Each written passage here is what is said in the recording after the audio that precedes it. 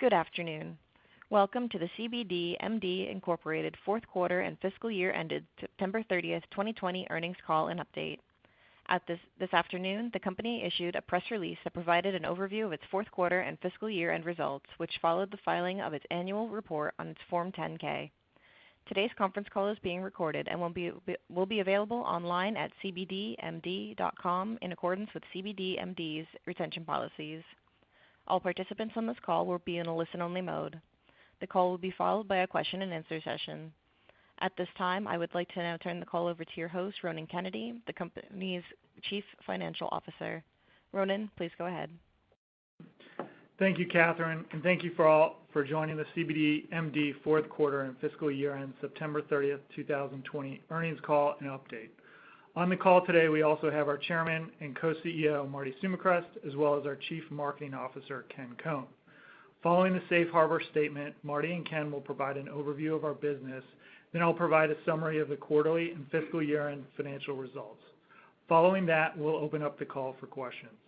We'd like to remind everyone that various remarks about future expectations, plans, and prospects constitute forward-looking statements for purposes of safe harbor provisions under the Private Securities Litigation Reform Act of 1995. cbdMD cautions that these forward-looking statements are subject to risks and uncertainties that may cause our actual results to differ materially from those indicated, including the risks described in the company's annual report on Form 10-K for the year ended September 30th, 2020, and our other filings with the SEC, all of which can be reviewed on the company's website, cbdMD.com, or on the SEC's website at www.sec.gov. Any forward-looking statements made on this conference call speak only as of today's date, Tuesday, December 22nd, 2020, and cbdMD does not intend to update any of these forward-looking statements to reflect events or circumstances that would occur after today's date, except as may be required by federal securities law. With that, I'd like to turn the call over to cbdMD's Chairman and Co-CEO, Marty Sumichrast. Ronan, thank you, and welcome to everyone who is joining us this afternoon. We believe cbdMD is now one of the most successful CBD companies in the world, and cbdMD and Paw CBD have become two of the world's most recognizable and valuable CBD brands. cbdMD continues to attract international attention from customers and investors alike. Our brand's social media dominance has fueled our online business, which continues to drive our sales growth. In fact, based upon a November 2020 Google Analytics report, cbdMD.com ranks at the top as one of the most visited CBD websites in the world. As we look ahead into 2021, we believe our plan to expand our reach into new product categories will not only drive sales, but will also diversify and expand our customer demographics. As we continue to attract world-class partnerships, as we did with Bubba Watson, Bellator MMA, Lifetime Fitness, and Barstool Sports, our brands grow in status and recognition on the world stage. Here is another example of how our brands attract world-class partners. Today, I'm proud to announce that cbdMD has become the exclusive CBD partner of the Joe Rogan Experience podcast, which plays exclusively on Spotify and has over 200 million monthly downloads. We believe that these achievements help our brands dominate in the CBD industry and also help us deliver on our financial goals as well. Since taking the cbdMD brand public in December 2018, we have grown quarterly sales over 900% in 8 quarters. We've done this by remaining focused on our core competency, which is our direct-to-consumer engine. Despite the COVID-19 pandemic, we continue to show remarkable growth throughout fiscal 2020. We have maintained one of the strongest balance sheets in the CBD industry and, in fact, recently more than doubled our liquidity, which now stands today at approximately $30 million in cash with virtually no debt. To put this in context, we built 2 brands and operated a U.S.-listed company for 2 years with less cash than we have in the bank today. Furthermore, we dramatically reduced our non-GAAP adjusted loss from operations from over 10 million in the first half of fiscal 2020 to approximately 1.3 million in the second half of fiscal 2020. Earlier this year, we set a goal of achieving positive adjusted operating income during calendar year 2020, a non-GAAP financial measure. We are presently confident that we will reach this milestone in early fiscal 2021. However, based upon marketing opportunities that may arise during the year, achieving this goal may be extended later into the fiscal year. We believe we are positioned to take advantage of a unique opportunity, which is to gain a meaningful amount of the $2 billion plus total addressable global CBD market, a market which, according to several industry analytic firms, including leading analytics firm the Brightfield Group, is expected to grow to over $10 billion by 2025. We believe we are demonstrating our ability to gain significant market share by reporting quarter-over-quarter net sales growth of 23% and year-over-year net sales growth of 77%, both resulting in record quarterly and annual net sales of $11.7 million and $41.9 million, respectively, as of September 30th, 2020. While we have not committed to any financial guidance, we do expect robust sales growth to continue into fiscal 2021. Finally, with respect to the regulatory climate for CBD, with continued attention on COVID-19 and the pending change in presidential administrations, we do not expect any FDA regulatory guidance from the CBD in the near future. Therefore, we remain focused on maintaining the highest manufacturing standards under GMP and compliance with state regulations as states take the regulatory lead related to hemp-derived cannabinoids products. It is now my pleasure to introduce Ken Cohn, our Chief Marketing Officer, who will talk about our branding and marketing strategies. Ken, please go ahead. Thanks, Marty, and welcome, everyone. I believe that 2020 is the year of separation within the CBD category, and for cbdMD, 2020 has offered a landscape of opportunities to continue to drive and solidify both our cbdMD and Paw CBD brands' distinction. We continue to lean heavily on making data-driven decisions with insights garnered each quarter. We faced a number of questions and challenges coming into this most recent quarter. How do we continue to accelerate the brand, drive our consumers' trust, and capitalize on our surging e-commerce traffic while at the same time educate, inform, and convert our new and returning customers? As we considered these important questions, we focused on key performance indicators, or KPIs, such as average order value, retention rate, and website traffic, to name just a few. We utilize these non-GAAP measures in internally analyzing the effectiveness of our advertising spend and marketing initiatives, and believe these metrics are important to our investors in their review of our financial performance. Our customer retention rate, representing existing customers who purchased at least once during the quarter, continued to increase throughout the year. In this past quarter, returning customers spent more money per order, reaching approximately $88 in average order value, purchased more frequently, now a median of once every 39 days, and bought more items per order as compared to the previous 3 quarters. And regarding our direct-to-consumer website traffic, in the fourth quarter of fiscal 2020, our new website traffic increased 13% over the prior quarter, with the largest increase being via organic traffic. Data continued to aid us in amplifying the effectiveness of our email marketing. While we sent less emails to our entire growing database, we focused on segmented, relevant content and information. As such, we have experienced continued growth in our open and click-through rates. This past quarter, we launched cbdMD's first nationally viewed TV advertising campaign. cbdMD's 30-second Conquer the Day commercial was broadcast across multiple national cable networks, with very promising metrics, followed by a 15-second version as well. You can view the commercial on the homepage of cbdMD.com. Average orders continue to strengthen since launching in September 2020, which is bolstering our confidence in this advertising medium as we look to expand our TV advertising campaign in 2021. Paw CBD showed excellent first full year net sales of approximately $4.5 million for fiscal 2020, and the brand's metrics continue to move in a positive direction. We are seeing the direct-to-consumer power of cbdMD.com translate into significant growth for pawcbd.com, as Paw CBD's direct-to-consumer sales account for over 70% of the brand's net sales during the 2020 fiscal year. We continue to focus on cross-selling, customer retention, and education, and are planning to roll out Paw CBD's subscription and reward programs in fiscal 2021.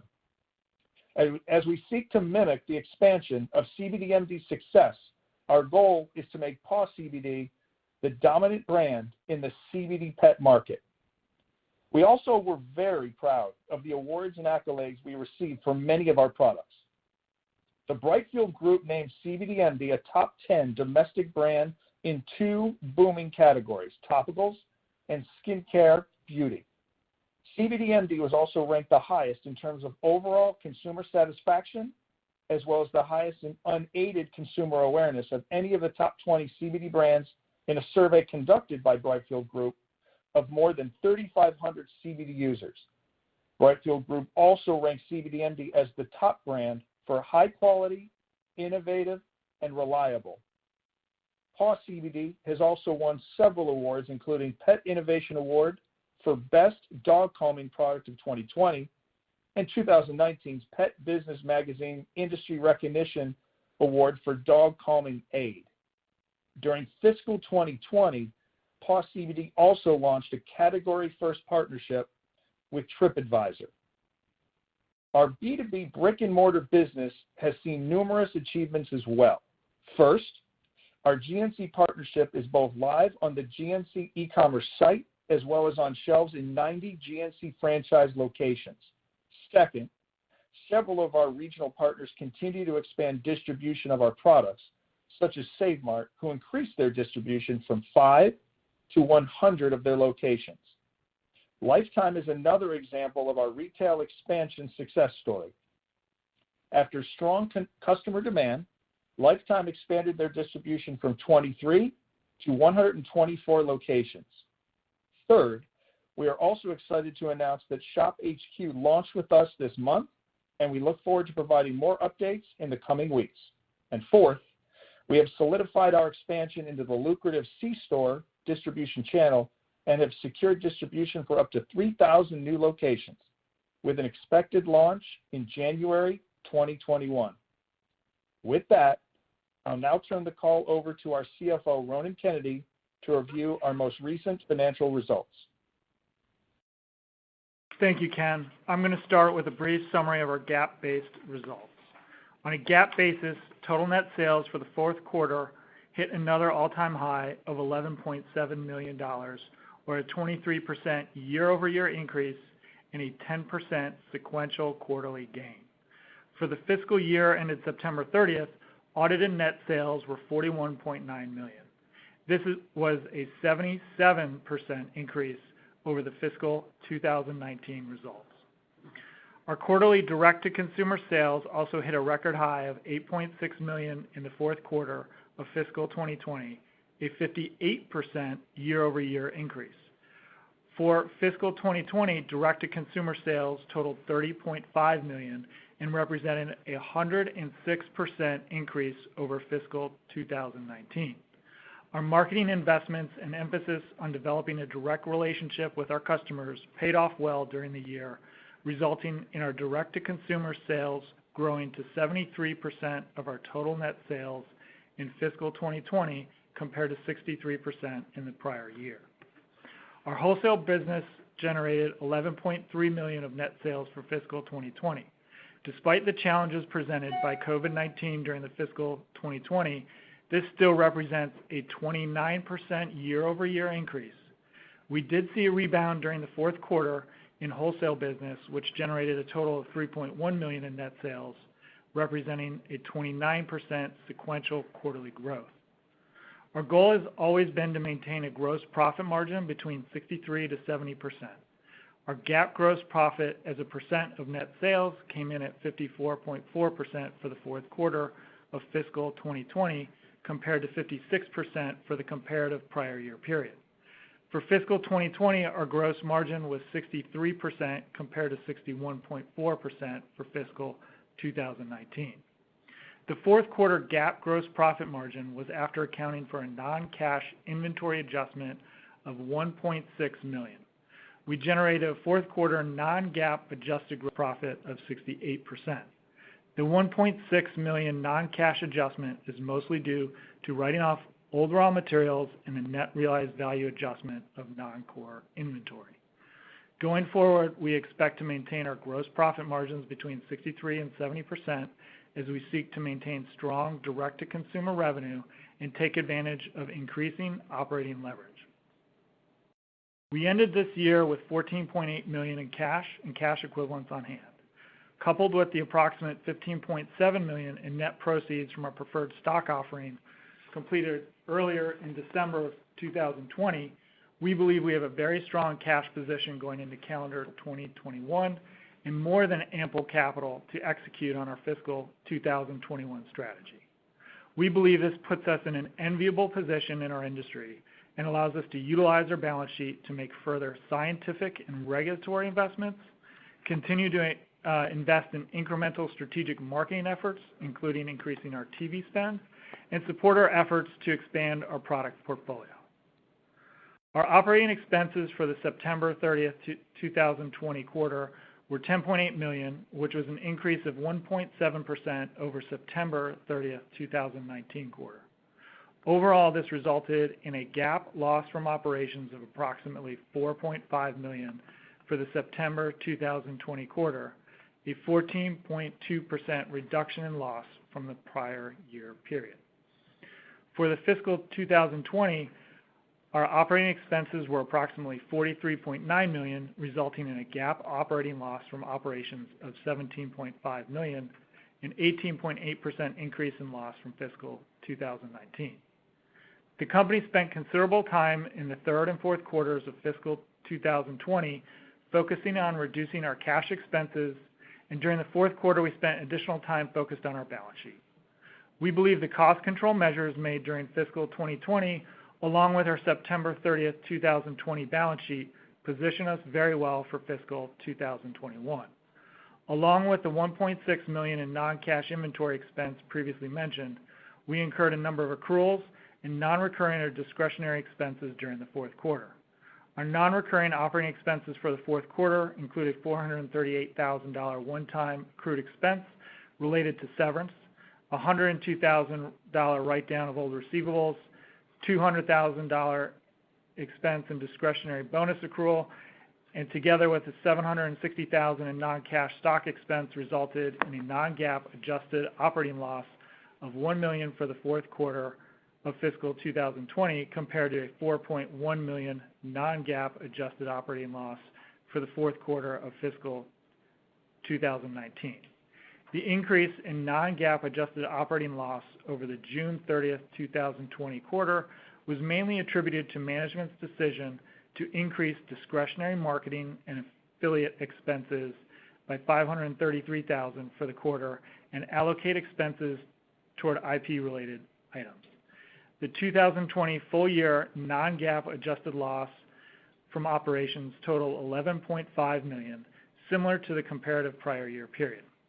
As previously mentioned, approximately 89% or over $10 million of this year's non-GAAP adjusted operating loss occurred in the first half of the 2020 fiscal year.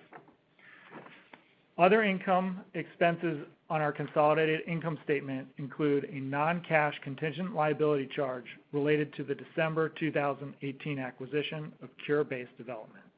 The contingent liability is revalued at the end of each quarter, and during the fourth quarter of fiscal 2020, we had an increase in value of $800,000 to approximately $16.2 million, which created a corresponding other non-cash expense. For the fiscal year, the total non-cash gain from the contingent liability was $29.8 million. The changes in valuation of the contingent liability was primarily a result of the change in the market price of our common stock from period to period. We had cash and cash equivalents of approximately $14.8 million and working capital of approximately $16 million on September 30th, 2020, compared to a cash and cash equivalents of approximately $4.7 million and working capital of $12 million as of September 30th, 2019. Our current assets as of September 30th, 2020 increased 51% from the prior year end to $23.7 million. A primary driver of the increase in current assets was the increase in cash and prepaid sponsorship expenses, which was offset partially by decreases in accounts receivable, marketable and other securities, merchant reserve, prepaid expenses, and assets from discontinued operations.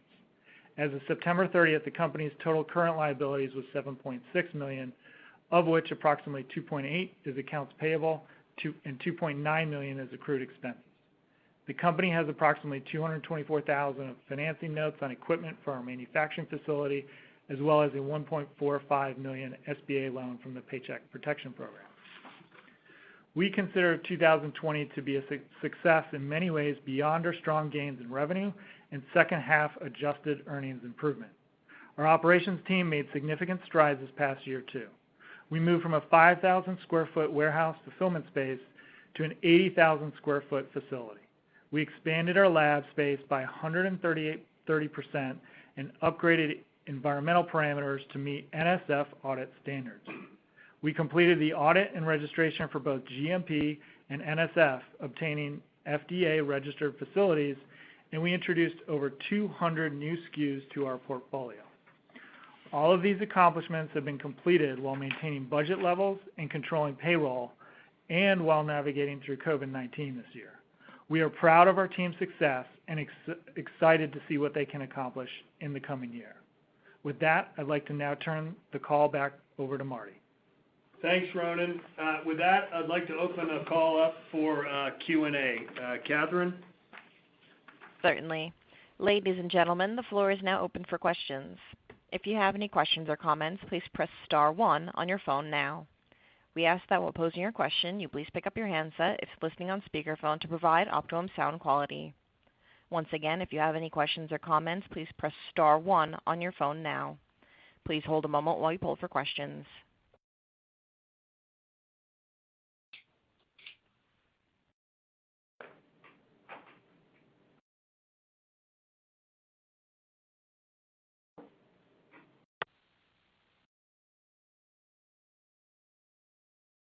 Your first question is coming from Paul Cooney.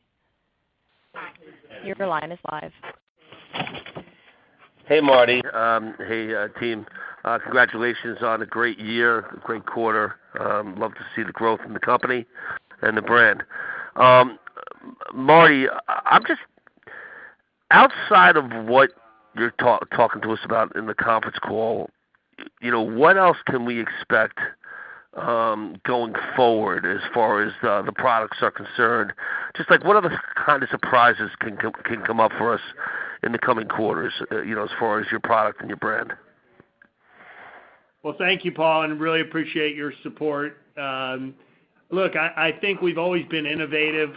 I think you're going to see us rolling out some new product lines the first of the year, and we're excited to start talking about that shortly. I think the other thing that I think have done a really good job of is partnering with some really great brands. We mentioned Joe Rogan, Barstool, Lifetime, Bellator, Bubba, so many of our athletes. I think you'll see us expanding that list and really matching up with some very large brands that want to get into the CBD space and have really come to us to be their partner in it. And I think that's going to not only help the brand value and the recognition, as we partner with some of these bigger brands, but also certainly helps us on a customer side and a sales side. Now, as far as that's concerned, Marty, are you talking about like getting more sponsorships, or are you talking about like maybe somebody coming in and using your brand to enhance their brand? I would say both, Paul. I'd say we are talking to groups to do all the above. It's a very exciting time for us next year because we think, all the work we've done to, grow the brand, to get such, high brand recognition, and on the regulatory side, really meet the challenges in front of us and be one of the few companies that are existing in the CBD space that can achieve that, both with our our organization and also our balance sheet and our financial wherewithal. I think big companies are concerned about who they partner with, and when they see us and they see our financial performance and they see our strong balance sheet, I think they're very comfortable, and I think that's going to pay off for us next year, and we're excited to get these deals done and get them announced and start working on them. Okay, thanks. Thanks, Paul. Your next question is coming from Michael Galantino. Hey, Marty, how you doing? Good. How are you? Marty, hey, congratulations on a great quarter. This growth is incredibly impressive, and our firm just got introduced through this transaction, and we're thrilled to be working with you guys. We're excited to be involved with the company. I have two questions. Number one, do you have exclusivity when it comes to the Joe Rogan relationship and also the Barstool Sports relationship?